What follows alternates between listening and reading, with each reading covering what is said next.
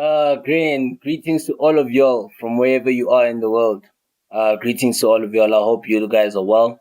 And during the tough times in the world that we live in, I'm just out here to spread some positive energy, just to get you guys to have a positive mindset and to focus more on the positive. Irrespective of the fact that we're being shoved with negative propaganda all over the world. And my condolences to the Palestinians that are affected by the wars that are happening. And I, my prayers my heartfelt prayers, and goes out to all of them, all the families that are affected by that. Um, Coming back to football, to the footballing action, this past weekend of the Premier League was filled with so much, it was action packed, filled with so much drama, filled with so much, what can I say? Captivation, you know, and it really was filled with a lot of captivation. It was mesmerizing what I saw, what we all saw in the past weekend of the Premier League. You know, Man City back to back defeats for the first time in a long time. Chelsea claiming back to back victories. Um, Arsenal defeating Manchester City, as well as the fact Manchester United coming back from their comeback, which in scoring 2 goals in stoppage time. You know, Tottenham being like ahead of the pack. It was groundbreaking, man. It was groundbreaking. It was captivating. It was mesmerizing, action packed.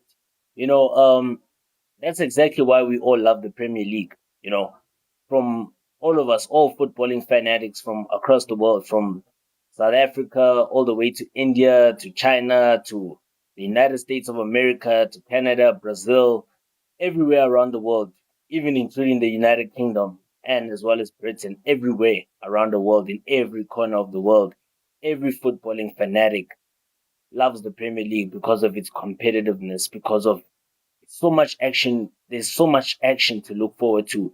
You never know what to expect when it comes to the Premier League. You might have your predictions. You might predict that certain things might be straightforward, but what you love about the Premier League is that it's not predictable. It's not as straightforward as you would assume. Compared to other leagues like La Liga, Serie A, Bundesliga. Most of those leagues, you all know they're very predictable. You can already anticipate which teams will dominate in those leagues. But in the Premier League, it's not often the case. It's not often straightforward.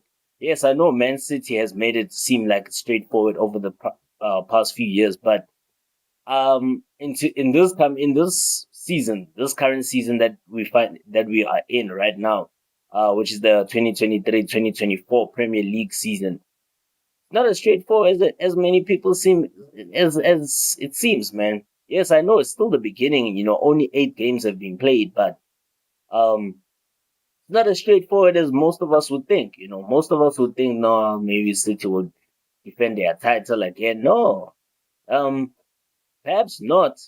Perhaps not. Because in this league, for if you really want to compete, if you really want to be at the top amongst the best, if you really, really want to achieve all the major honors, you know, you really have to set the ground running from the beginning, make a statement, and be consistent, you know, and show that you're capable, show the hunger. At the same time, it's not always about the performance on the field; it's about the results. Certainly, it's about the results. So, yeah, starting with the game between Burnley and Chelsea. Great game that was. Raheem Sterling was on fire. Proving again why he, why most of us fell in love with him. As a player, world class player, Raheem Sterling. You know, he he has shown his quality once again. I think this season he has been Chelsea's best player by far so far.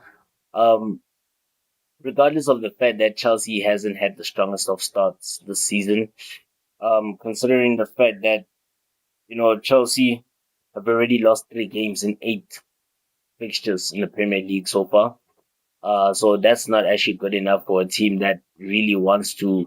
redeem itself after a disastrous campaign last season. So perhaps with time, from this back-to-back victories that they've claimed and away from home against their crosstown rivals Fulham as well as Burnley recently, you just certainly get the sense of optimism that they can build onto this. They can build onto this and actually keep on, with the consistency, and it can give them more confidence, because both of these victories were convincing, and it is a morale booster for them as a team going forward in their upcoming games.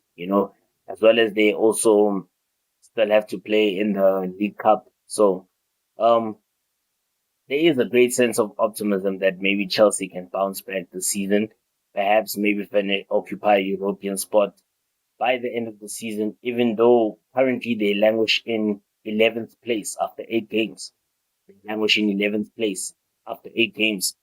Um, Understanding the fact that they are like now 9 points behind log leaders Tottenham Hotspur. They are 9 points behind log leaders Tottenham Hotspur after 8 games. So I guess time will tell, but we just hope that they can continue on this trajectory that they're on currently after securing back-to-back victories. Hopefully, we will start seeing some sort of you know, we'll start seeing some sort of like you know that Chelsea that we know from during the time of Mourinho, that Chelsea that we know when they won like Premier League, that used to compete for the Premier League title. We just hope to see that from them, because they're still a big club, and hope to see their new signings gel. Hope to see them build a solid team, with solid players.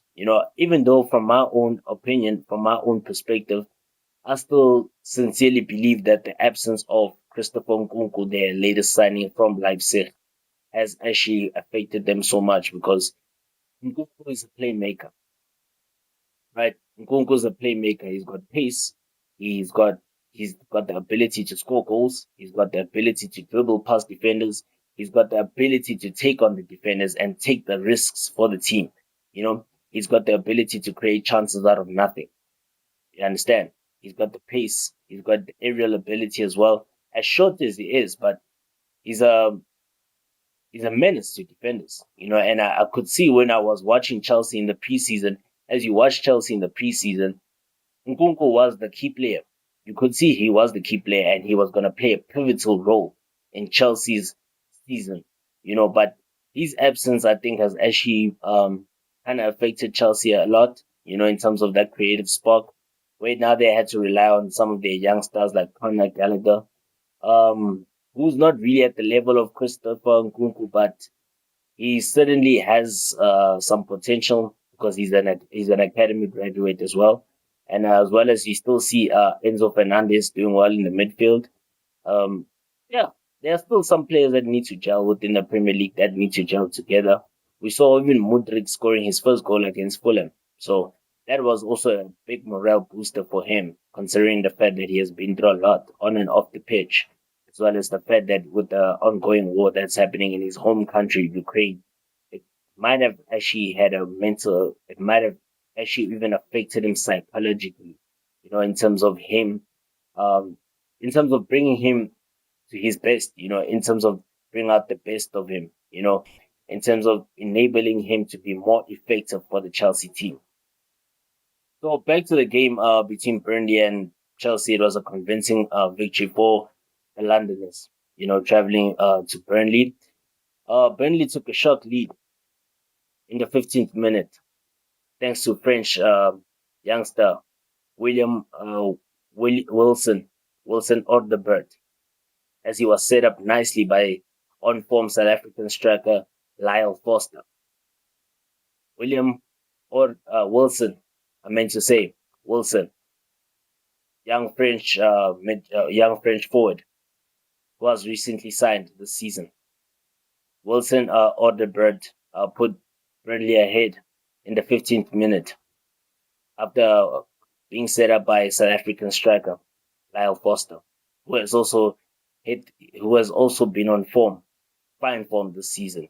And in terms of Burnley surviving this season, Lyle Foster's goals will prove to be key for them.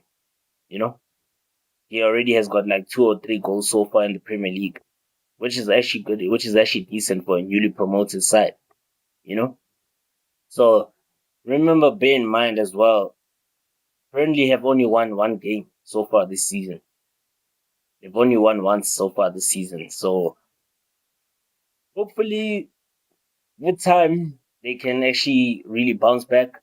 They can actually really start really getting results on board. Vincent Company and his men really need to start, start playing together as a team, especially after the international break. I think it should give them more than enough time to be prepared, mentally prepared, physically prepared, and in order, if they are to stand a chance of surviving the drop, they really need to start getting the points up in the bag because they can't keep losing like this. You know, winning one game in 8 games in 8 fixtures is not good enough. It's not good enough. It's really not good enough at all. So they're gonna really have to work on their defense as well. Their defense, they really need to work on their defense. They've conceded far too many goals so far this season. Yes, at least they have scored. They have been scoring here and there, but they've conceded far too many goals. Burnley has conceded far too many goals this season. Far too many goals. They really need to work on their defensive unit. Really. Because as we saw, Raheem Sterling was a menace to their defense. As we saw even with the own goal. That's how Chelsea got their equalizer. That's how they got back into the game. It was an unfortunate own goal. Very unfortunate though, because it was a deflected own goal. It was deflected. Sterling was attempting to play it. He made a dazzling run on the left, attempting to cross the ball. Then took a nasty deflection, which was credited as an own goal by Burnley defender Amin Al-Dakil. Then we saw in the second half, in the 49th minute of the game, Sterling again being a menace to the Burnley defense, winning a penalty, which was converted by Chelsea youngster, academy graduate as well, Cole Palmer, academy graduate. You might say that Chelsea has got the best academy in the UK. It's arguable, but most of them have done well over the past years or so. Chelsea, Arsenal graduates as well, Arsenal academy graduates as well as Manchester City academy graduates. Have also done well, very much so. Cole Palmer slotting from the penalty spot, and then Raheem Sterling, man of the match, getting his goal, the insurance goal for Chelsea, putting the game to bed, putting Chelsea 3-1 ahead. And in the fourth goal again, Raheem Sterling was involved. Again. This time, Nicholas Jackson did put the ball in the back of the net. Senegalese striker who was signed this season from Villarreal, putting the ball in the back of the net to seal a comfortable 4-1 victory for Chelsea. This might prove to be a statement from the Londoners, Mauricio, and these back-to-back victories for the Blues might even as well ease off the pressure of under fire Mauricio Pochettino. Because Chelsea really had a poor start to the season. But these back-to-back victories, including the League Cup victory, might as well ease off the pressure of Mauricio Pochettino as well as the players going into the next few games. So, congratulations to Chelsea. Congrats to them, and hopefully they can keep it up. Hopefully they can keep it up. Keep up with the consistency. Keep up with the high tempo. Keep up with the speed. Keep up with getting results on the board. Keep up with scoring more goals. They've scored 6 goals in now, 2 games? Remember with their 2-0 victory over Fulham away at home, and now a 4-1 trashing away to Burnley. Seems like they're having a decent away record, but time will tell though. Time will tell. So, Congrats to the Blues. Moving on to the other game, Manchester United taking on Brentford. Almost was a major upset. Almost a major upset. Almost a major upset. Almost. You know, one thing I've said before is that a lot of people tend to blame Maguire for Harry Maguire. I know he has come under fire over the previous years or so due to his dismal performances at the back, but I sincerely don't think it's fair on him for him to always be blamed for all the errors that are made at the defense. For him to always be blamed for goals conceded, even when there was nothing he could do at all. It's really unfair for him and on him as well, you know. But in this game, wow, wow, Harry Maguire did put on a good performance. I mean, he got an assist. The winning goal was an assist, was a Harry Maguire assist. And what saddens me the most is when he does well, when he performs well, nobody gives him the credit that he deserves. I mean, he put up a good performance. That was a man of the match performance by Harry Maguire. Making those runs. He won all the aerial battles that Maguire was tasked with in the game that he was faced with. He won all of them. His passing accuracy has sincerely improved. His passing accuracy was like what, 91% for this past game. You understand? I mean, even his crossing ability has improved. Understand him not being afraid to push forward, him marking, winning those second balls, setting something up on the counter attack for Manchester United. Wow. Kudos to Harry Maguire, man. Kudos to him. So back to the game. We saw Brentford took the lead through Matthias Jensen in the 26th minute of the game. That was the goal, the first goal of the game. It came in the first half. Manchester United, their problem is that they're not clinical enough up front. As well as I don't think they've got the right players in the midfield. Yes, Sofian Amrabat is good. He's a good player, I would say. As well as Mason Mount. Yeah, really, with regards to Mason, he hasn't really, really, really settled at Manchester United so far. But, his performances haven't been bad, but I don't think he has really been, the go-to man. He hasn't really been the guy who has you know, uh, been like the danger man, the key man. He hasn't really shown his quality, what he's really capable of. You know, yes, he did have that opportunity that was saved, but I think more is needed from Mason Mount. A player of his caliber really, really needs to up his game. Otherwise, he will lose his place in the starting 11. He will.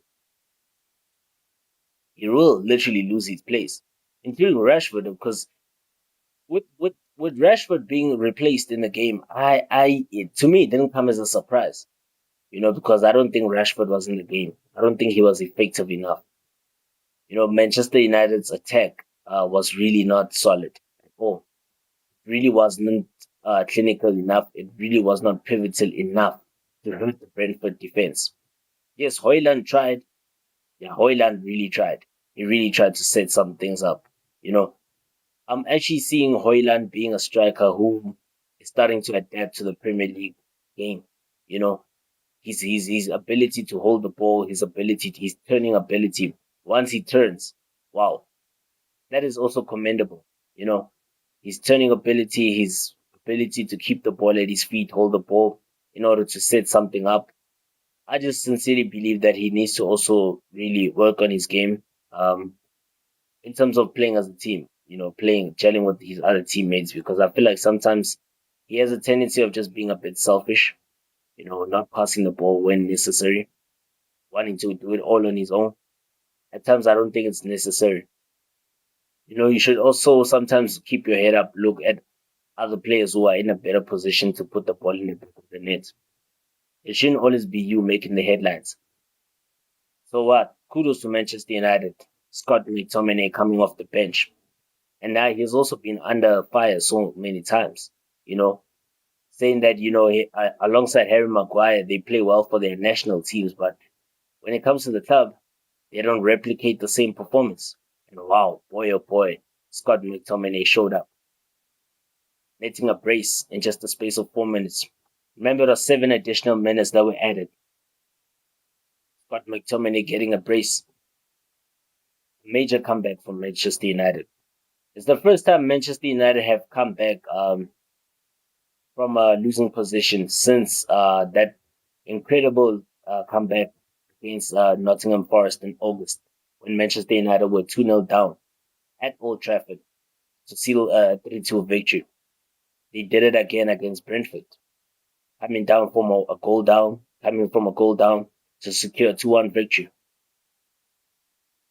Kudos to Manchester United. Kudos to them. Kudos to Harry Maguire. Solid impact from them. Obviously, with that victory, it sends Manchester United to what? 10th place. They're now in 10th position. Their first victory in all competitions. Their first victory after that, humbling 3-2 defeat in the Champions League, as well as that 1-0 defeat last week to Crystal Palace at home, which was revenge for Crystal Palace after being dumped out by Manchester United in the League Cup. So this victory for Manchester United also eased off the pressure of under fire coach Erik ten Hag. Kudos to Manchester United once again. And then obviously going into the other games, Tottenham, league leaders winning 1-0, 10 men winning 1-0 away to Luton Town, newly promoted side. Tottenham.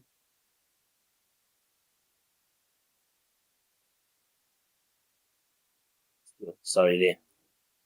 Mickey van der Ven, 22-year-old Dutch defender.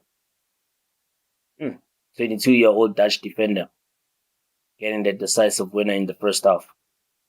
Not in the first half, in the second half, in the 52nd minute of the game. So Tottenham Hotspur, number 1. Log leaders, surprisingly. That's why I said, like earlier on, not everything's as straightforward as it is. You understand? Then the big game, Arsenal took on Man City. Remember, coming into this game, the Arsenal vs Manchester City clash was a big one. Of course, was the match of the weekend.